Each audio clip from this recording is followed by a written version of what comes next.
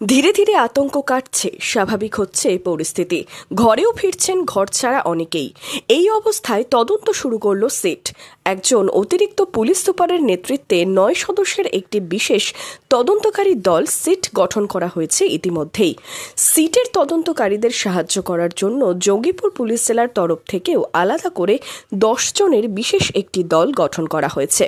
বৃহস্পতিবার দুপুরে শামসেরগঞ্জ থানার অন্তর্গত জাফরাবাদ গ্রামে পরিদর্শনে যান 19 জন সদস্যের সিটের প্রতিনিধিরা। এই গ্রামে জোড়া খুন হওয়া মৃত হরগোবিন্দ দাস ও চন্দন দাসের বাড়িতে যান তারা। মৃতদের পরিবারের সাথে কথা বলেন।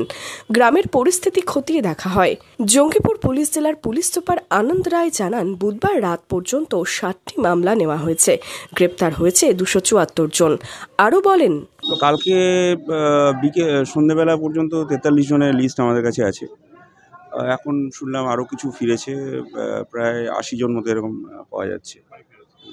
লিস্ট এখনও যদিও আমার কাছে আসেনি।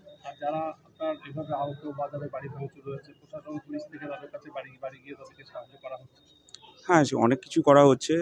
সিভিল অ্যাডমিনিস্ট্রেশন করছে, পুলিশ অ্যাডমিনিস্ট্রেশন করছে এবং অনেক সংস্থাও আগিয়ে আসছে, সাহায্যের হাত বাড়াচ্ছে, সব হচ্ছে। ইন্টারনেট পরিষেবা কবে চালু হবে বলতে পারি?